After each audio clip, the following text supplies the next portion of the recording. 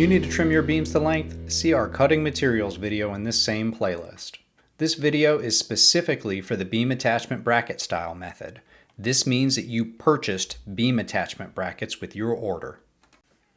The first thing we'll want to do is find our aluminum post stiffener on center measurements. This is done by taking a tape measure from the outside of one post stiffener to another, best done climbing up a ladder with a helper and taking the out-to-out measurement from the very top of those post stiffeners.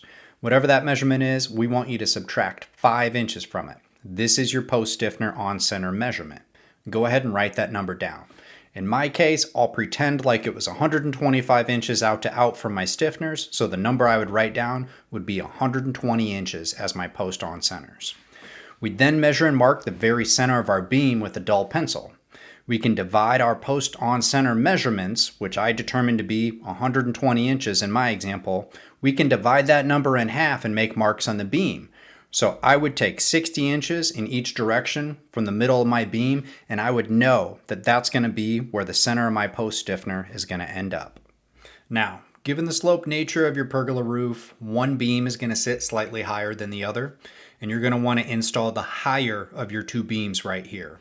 So if your pergola is an attached unit, there's only going to be one higher beam for you to worry about. And if your pergola is a freestanding unit, you're going to want to install the higher beam on each set of posts.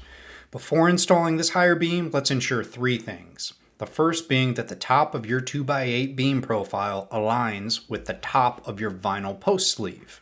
Second thing is that the center of your post does indeed line up with that mark we made on our beam.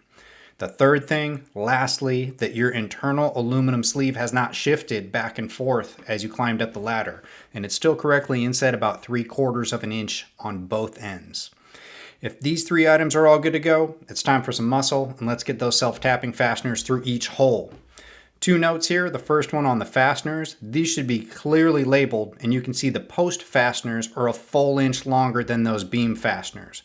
Post fasteners 2 inches long, beam fasteners only 1 inch long. Put them in the right side. Align your beam brackets flush is the second one. Flush with the bottom of your 2x8 profile. This is to ensure that all the fastener holes at the very top of your bracket, they're still going in and penetrating that internal aluminum post stiffener. So after filling in all these holes with your fasteners, you should be ready to move on to your structural rafters. As a final note for this video, we do not want you to install any of your lower beams yet.